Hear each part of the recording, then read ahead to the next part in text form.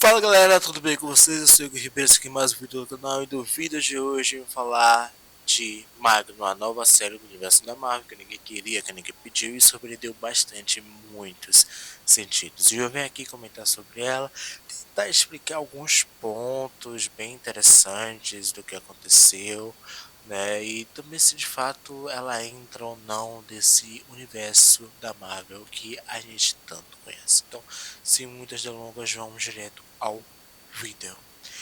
E gente, pra quem não conhece, Magno é um personagem né, das HQs da Marvel que não é tão conhecido assim, mas que vira e mexe aparece muito em alguns arcos das HQs e tem certa relevância em alguns pontos ou outro. E a sua origem nas HQs ele vem a partir de ser parte, né, de um experimento do Barão Zemo com energias iônicas, né, como ele foi cobaia e acabou ganhando seus poderes a partir disso. E desde então usa suas habilidades para ajudar as pessoas, salvar o mundo, né, de alguma forma, e por aí vai. Mas aqui na trama ela não tem essa questão, a gente não sabe se esse personagem ele de fato nasceu com seus poderes e se de fato ele sofreu algum acidente quando era pequeno de bicicleta em algum lugar, bateu, deu alguma coisa ali, mudou seu DNA e acabou ganhando os seus poderes, né? No entanto, que a gente tem uma pequena cena falando sobre esse acidente pós, né, a morte do pai, então a gente ainda assim, busca teorizar da onde vêm os seus poderes dentro dessa jornada dele que estava sendo contada pra gente. E aqui é um ponto muito interessante do porquê que a série ela não foca em contar uma origem desses poderes para tentar justificar o porquê dele é assim, o porquê dele é assado. Não, porque o foco da trama não é contar essa questão dos seus poderes dele, onde surgiu, porque isso já volta muito da Fórmula Marvel. E essa série tem no selo Spotlight, que eu vou chegar a falar bem no finalzinho, é um ser do qual não trabalha com essa fórmula, então isso aí, quando a gente fala de origem das habilidades, a gente sempre puxa pelo lado do heroísmo para tentar justificar, né, trabalhar essa questão das moralidades e tudo, fazer o certo pelo certo e ponto. E aqui não, aqui a gente tem mais uma questão muito emocional do personagem, o quanto é difícil para esse personagem ter os seus poderes como um fardo, porque ele não queria, mas ele tem que lidar com isso, com os gatilhos que fazem esses poderes aparecerem e que ele não pode aparecer, porque se ele aparecer, ele deixa de ter a sua vida, o seu trabalho, que é a arte, né? E aqui a gente embarca numa jornada muito pé no chão. Eu adorei isso. Você vê um personagem sem esse peso do heroísmo, tendo uma história assim tão próxima da gente e ainda tendo essa problemática à parte, né? Essa complexidade desse personagem em tudo que ele estava fazendo, as atitudes, né? E para alcançar o seu grande objetivo, que era o estrelato. Eu adorei muito isso. Eu gostei muito quando a gente sai dessa forma da Marvel, que às vezes atrapalha muito a jornada do personagem, né? Só trabalhando do heroísmo, a gente nunca consegue de fato conhecer aquele personagem, a gente só conhece daquele meio do caminho e tem que abraçar aquilo e para entender o final do que ele vai fazer, mas aqui não. Aqui a gente tem um personagem que só está existindo para viver daquilo que ele quer, que é ser ator, que é viver da sua arte sem que isso não se torne um problema. E aqui é interessante que é a jornada de se encontrar e aceitar os seus poderes, porque é isso que às vezes, muitas vezes a gente fica assim, ah, porque você tem os seus poderes, você pode usar pra fazer muita coisa, você pode virar o herói, mas o personagem não quer ser herói, ele não se importa com o heroísmo, ele se importa em viver com a própria arte, mas para viver da própria arte, ele precisa aceitar aceitar as suas habilidades como ela é, né? E quando ele conseguir chegar nisso, ele vai conseguir trabalhar melhor a sua arte e a questão que envolve as suas habilidades, né? Usar até ela discretamente nos seus projetos. Então, a gente tem essa coisa à parte muito interessante, né? Muito mais pé no chão, como eu vou falar. E uma coisa muito interessante que eu gostei muito da obra em si é a forma como ela fala da saúde mental.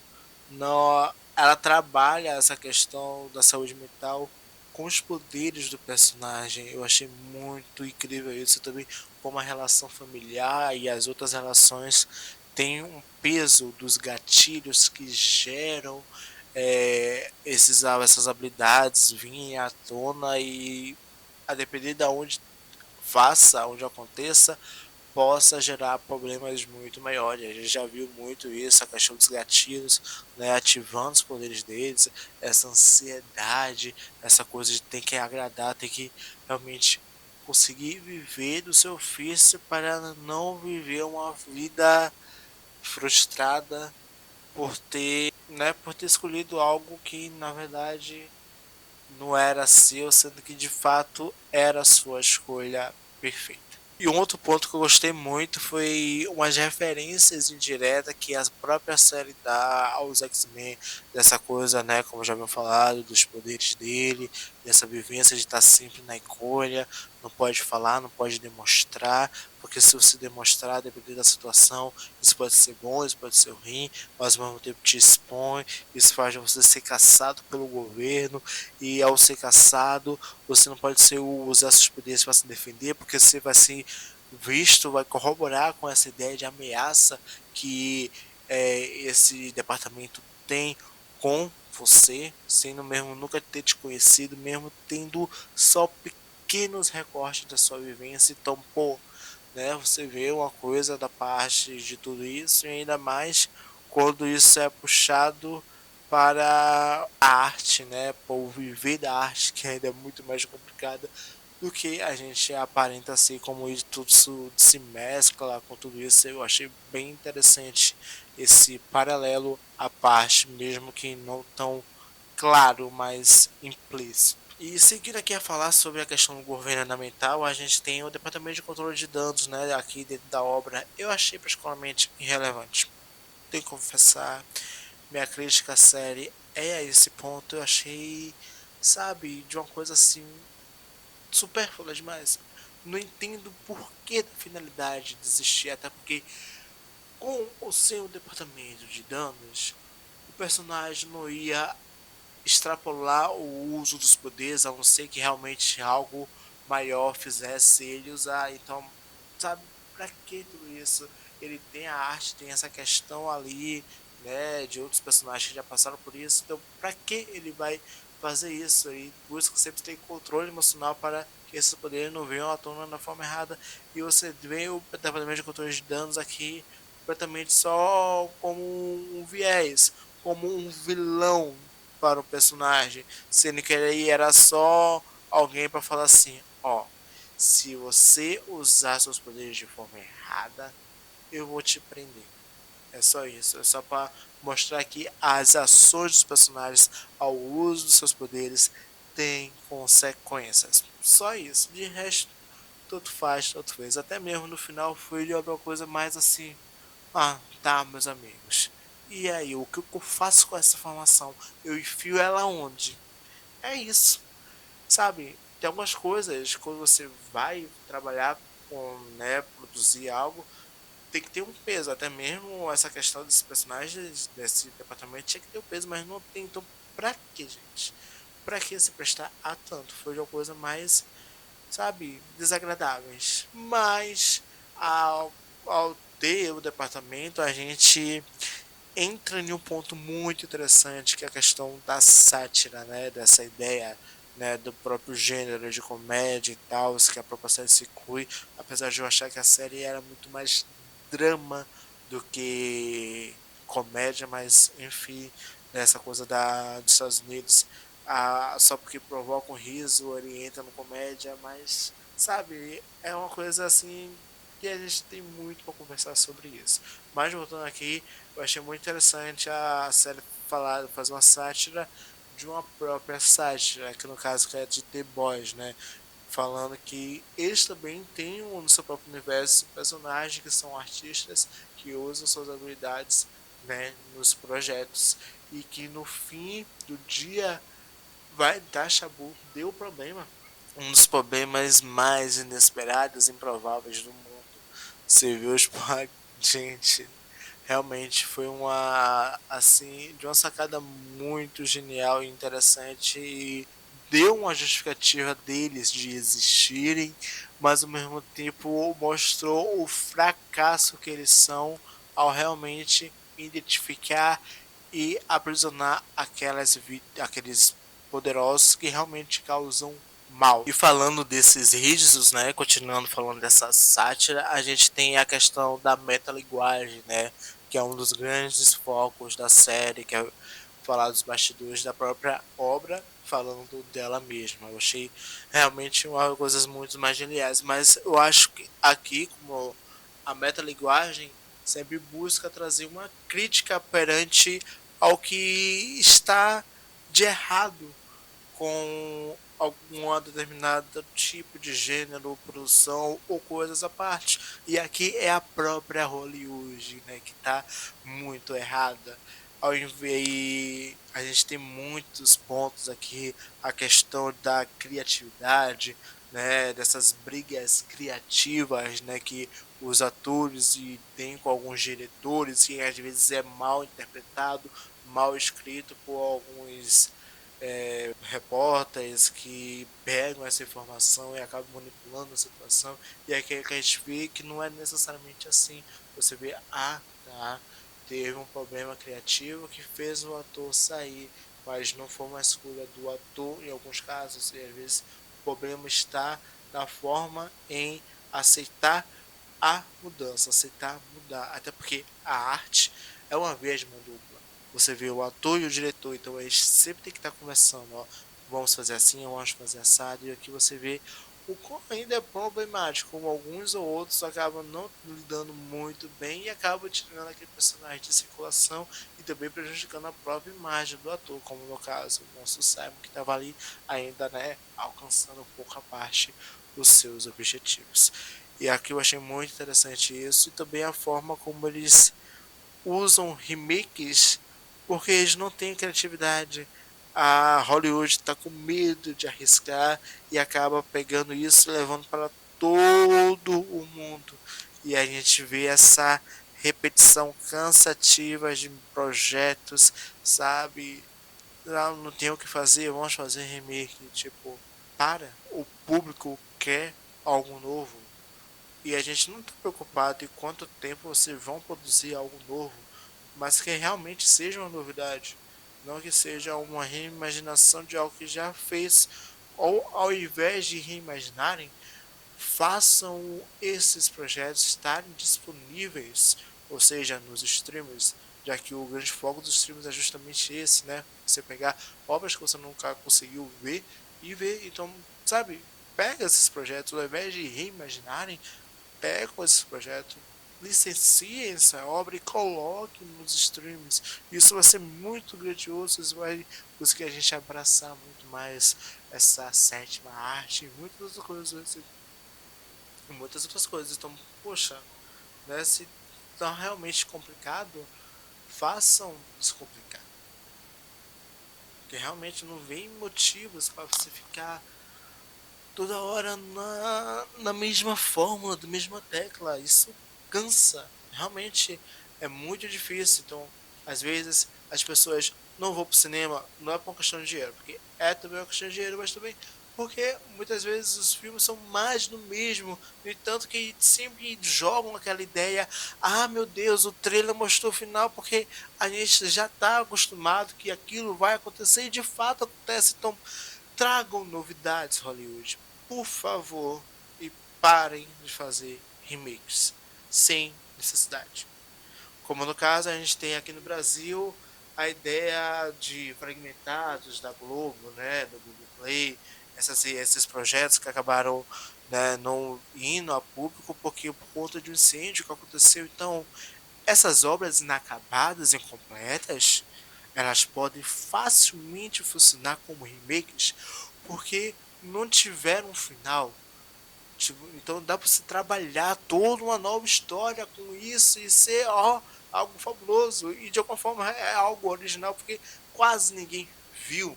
Então, poxa, vamos pensar assim, vamos trabalhar assim, que é muito melhor. E uma coisa que me chamou muita atenção nessa obra, né, de Magnum, ao falar dessa metalinguagem, é a questão de que você tem que fazer o produto vender, ou seja, o projeto ele só sai no papel se ele vender, ou seja, o remake só sai no papel porque ele é vendido, porque ele precisa realmente de uma cara nova. E o Magnum e o nosso personagem é essa cara nova. E aqui a gente vê e vai entrando em outros pontos, vai entrando na questão do método, né? Que alguns atores falam, né? Ah, eu atuo de método. E aqui a gente vê como o método funciona, né? Nessa coisa de entrar na psicologia do personagem, embarcar, internalizar, muitas vezes não consegue, aí a gente tá em paralelo, aí que a gente vê toda essa construção à parte. Eu achei até muito legal, mas aqui me entregou muito essa questão, né, de vender um produto, como também é muito falho na questão da diversidade. Até quando de verdade a Hollywood é diversa? Até quando? Até que ponto? Porque aqui na obra a gente vê todos os personagens majoritariamente brancos. Você só vê o nosso Simon como um ator negro. Então, gente, cadê a diversidade? Cadê uma pessoa mais cheinha? Cadê uma pessoa, né, com alguma outra coisa? Não sei, do neurodivergente? Com alguma outra coisa, um autor LGBT ali, você tem até um, mas não é tão explícito assim. Então, né, você tem, né, uma pessoa indígena, uma pessoa asiática. Então, cadê essa diversidade? A gente não tem essa diversidade. Eu achei muito interessante quando a gente olhou esse ponto, ter essa crítica à parte. Achei realmente interessante como foi de uma fundamental importância a metalinguagem nesses momentos. E aqui, falando, né, continuando a isso, a gente tem um personagem muito interessante que é o Trevor, que é o nosso mandarim, né? E aqui a gente embarca nessa complexidade, nessa questão também desse personagem, depois de fracassar tanto, tentar essa recomeçar, né? Se reencontrar naquilo que escolheu como trabalho, né? Como é a arte. Eu achei muito bonito. A complexidade desse personagem é algo que eu não consigo explicar porque ele não quer ser explicável. E isso é fabuloso. O Dash olha um personagem, né, com atitudes equivocadas, mas que no fundo, no fim do dia, ele tem um bom coração, gente. Realmente eu queria muito guardar o Trevor no pote e eu não aceitei o que ele fez, mas eu entendo essa questão da amizade, desse peso. Eu acho, foi muito bonita essa relação dele com o nosso Simon, né? Apesar de ter começado de uma forma um pouco tortuosa, mas foi bonito. Realmente é um dos pontos altos da trama. E um dos pontos altos também da trama, sabe o que é, minha gente? É a trilha sonora. Pelo amor de Deus. Eu fico encantado com essa estética dos anos, entre os anos 60 e entre os anos 80, até porque a obra se passa, né, da origem do Magnum foi nos anos 60. Então você vê desde então todo esse trabalho, essa questão da música também, conta do personagem, né, da história. Achei muito legal tudo isso. E a cada episódio terminar com uma música diferente, te impulsionando a ir para o próximo episódio. Eu achei muito legal. E um pouco preocupante para mim é o entendimento de que uma produção ela tem que ser vendida como completa ou como semanal. Até porque Magno, quando você olha a série como um todo, ela funcionaria muito como semanal. Porque você vê cada episódio tendo uma prévia com aqueles destaques que vão ser trabalhados naquele episódio. Ah, você tem. Mas funcionaria super bem. Mas como não é um personagem tão conhecido, não tem aquele peso do heroísmo, não tem aquele final que vai falar assim, ah meu Deus, eu realmente quero uma segunda temporada, mas ao mesmo tempo eu não quero, eu prefiro que fique assim, então, né, você, ah, tá, entendo, mas eu acho que trabalhar da forma como poderia ter sido, poderia ser melhor, porque entraria em conversa, em discussões, em, né, coisas à parte, teorizar sobre tudo isso, ia ser bem legal, mas de alguma forma eu consigo aceitar o que eu recebi e eu gostei dele assim, apesar de poderia ser usado de outra forma. E aqui a gente vai para os momentos finais da trama, onde a gente vê o personagem usando o grande ápice dos seus poderes, causando uma explosão a níveis astronômicos. E algo que me chamou muita atenção e que realmente acaba até se tornando uma própria crítica é por que não tem uma câmera de segurança dentro dos estúdios para justamente, né, olhar quem causou aquele problema, identificar aquele problema, neutralizar, prender aquela pessoa, e aí você acaba embarcando em alguns pontos muito, né, assim, espinhosos de certa forma, porque você há uma questão de privacidade, né, de se trabalhar naquele espaço, você tem um peso de alguém ali tá tirando fotos de você, aquele paparazzi tá tirando uma foto de você, né, no entanto que as produções preferem muito mais fazer interna do que externa, por justamente, né, ficar entregando demais muitas coisas, então aí você entende um pouco dessa questão, né, confidencialidade da obra, né, de poder trabalhar de forma melhor essa questão criativa e tudo mais. Então, né, você até entende, mas acho que de alguma forma poderia ter uma câmera de segurança para justamente evitar que pessoas, como no caso do Magno, causem problemas e sejam responsabilizados por tal problema. Acho que faltou isso, mas enfim, é mais no mesmo, é ainda um problema que a gente tem que discutir em outro ponto e que de alguma forma não vai ter tantas mudanças quanto a gente pensa que vai ter. E aqui a gente tem esse personagem alcançando seu estrelato, tudo bem, foi muito legal, muito bonito, mas faltou aquela pessoa que também o ajudou mesmo de uma forma um tanto tortuosa. E aqui você vê, né, ele usar a própria arte como um experimento para conseguir chegar no DC sem ser identificado. Eu achei impressionante. E aqui, mais uma vez, a gente mostra a ineficiência que é o Departamento de Controle de Danos. Ele é uma forma de não ter que precisar de heróis, mas ao mesmo tempo eles acham que de alguma forma precisariam dessa interferência, porque só assim funcionaria melhor, mas aqui você vê todas as coisas à parte, mostrando que é tão falho que não faz diferença no fim do dia. A não ser que uns Vingadores botem ele numa prisão lá no meio do mar, né? E aí realmente consiga neutralizar aquela pessoa. Mas fora isso, não. O Magno pega, consegue salvar o seu amigo e aí a gente fica aquela coisa. Eu aceito aquele final ou espero uma segunda temporada?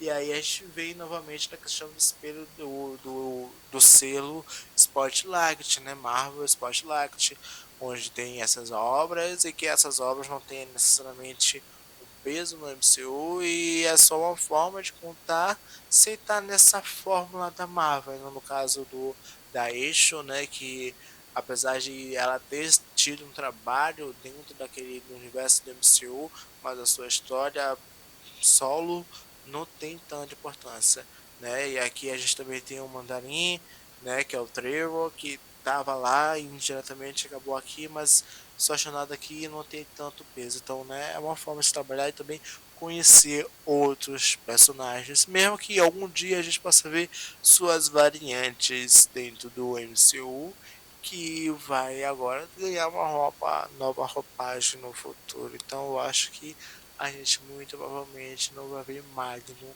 novamente. Eu sei que esse vídeo ficou longo, mas eu espero muito que ele tenha ajudado vocês a entender alguns pontos.